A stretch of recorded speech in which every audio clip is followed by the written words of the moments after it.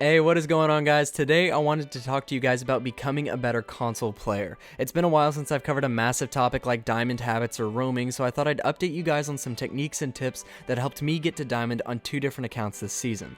As many of you know, I did add PC to my posts this summer, and with that addition, it reminded me of several things that stood out on console that made me a better player overall. Starting off first, let's talk about reaction time. Given that we console players aren't just clicking a mouse, our reaction time is significantly slower. That being said, there are some that use mouse and keyboard on console, so how could we possibly compete? Well, there are 4 things to help you have faster reaction time. First, keep your movements quick. A lot of the time I peek around corners to gather intel on where my opponents are, and then quick peek with an occasional pre-fire to gain the best advantage. That's the nice thing about console, is that you can quickly peek around the corner without being domed immediately. Gather intel first, then gain the advantage by pre-firing. Take advantage of the slower reaction time of others.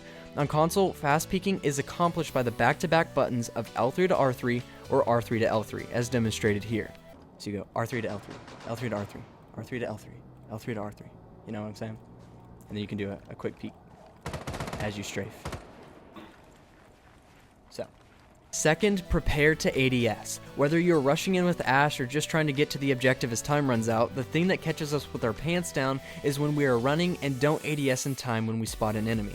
Running isn't necessarily bad, but running into a room without the knowledge of enemy whereabouts is more advanced. Instead, don't run so often. If you can't get your gun up in time, then ADS as you enter rooms. This allows you to clear them more efficiently and gives you the best chance of getting bullets off before your opponent. Third, don't reload too soon. Reloading every time you kill an enemy is a bad habit to have. A lot of the time I end up killing more enemies with just one magazine. Wait till you're in cover and safe, then reload. Fourth, mentally prepare to shoot. You have to be in anticipation of an enemy wandering into your scope. A lot of times we get in this habit of a mindless sweep of rooms just to say we looked all the way around without actually trying to spot that little head holding an angle behind a bookshelf. Be in the game, get ready to shoot at any moment. Eventually you will get to the point where you can run in and have proper reaction time to enemies holding angles. Second, let's look at solo queue versus 5-stack. Depending on your situation, you may or may not have a squad you roam with on a daily basis. That being said, majority of the time, if you solo queue, you don't end up with teammates with mics. This doesn't mean game over, it just means you'll be more heavily reliant on drones, cameras, and sounds than ever before. So, the best way to solo queue is to start understanding what sounds mean, where they are coming from, and how you should react. I truly believe solo queuing was a major component for me to becoming a better individual player. We don't have a mini-map like Call of Duty, we have audio cues to hint at where our opponents are. So you have to rely more on your skills and what you know, rather than what your teammates tell you. Let me demonstrate some sounds as a quick quiz to test your understanding. Oh, Jesus! Mission success.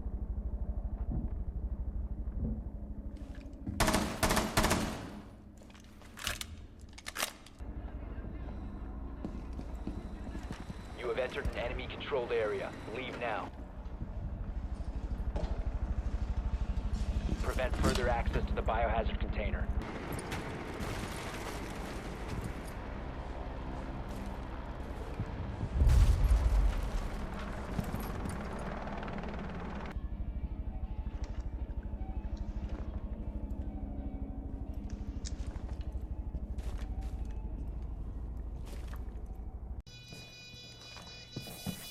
He's trained.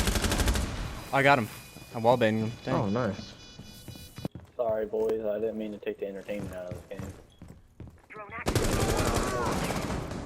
He's over here with me. Where you at?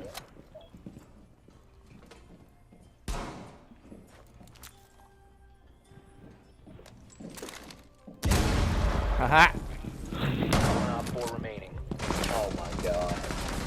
On the 5-stack side of the game, typically you'll go up against tougher opponents due to the game trying to match up 5 stacks with 5 stacks. This is good because it will cause you to work harder as a team with good communication. What I recommend is that you start designating roles. Have your team run specific operators each time and grow accustomed with that position. This allows you to control your operator's gun recoil more consistently. It allows you to become better at that operator's role in the round, whether that be breaching the objective like Thermite, pushing up like Montaigne, hanging on windows like Blackbeard, or clearing rooms like Ash. Designating these types of roles on both offense and defense can create more chemistry between you and your team. Third, it's important to figure out what kind of a player you are. On defense, you are either an anchor or a roamer, and on offense, you're either a team player or a loner.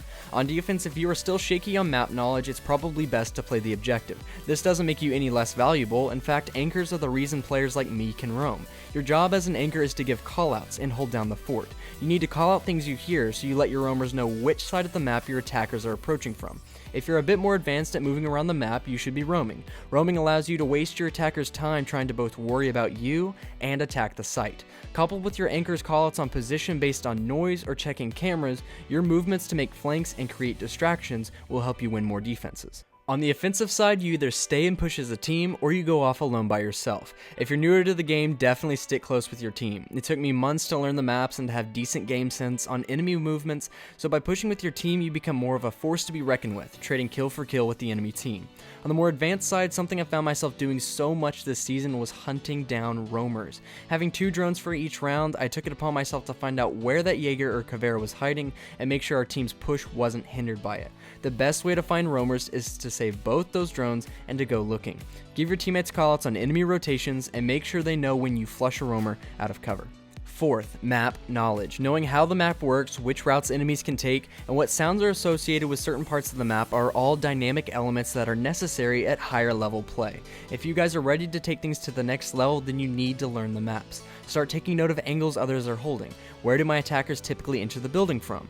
Could I catch them off guard upon initial entry? Are there places on attack I can start from that will give me control of major activity rooms? To give you guys a few examples, let's look at 3 places I attack every round no matter the bomb site. On Skyscraper, I will take over the terrace. This spot is a major highway for anyone moving on the 2nd floor. A lot of rotations happen here, and typically roamers will cross this room getting to either side of the map. I like taking control of this room first to establish dominance early in the round. Over on Cafe, I always enter from the terrace as well, as this doorway allows me to either run to get an angle on the coal mining room or to duck inside a reading room for immediate cover. Finally, on Clubhouse, I enter through the western hallway. As long as strip is clear, I have my back free from enemy rotations, and I'll proceed with the rest of my attack.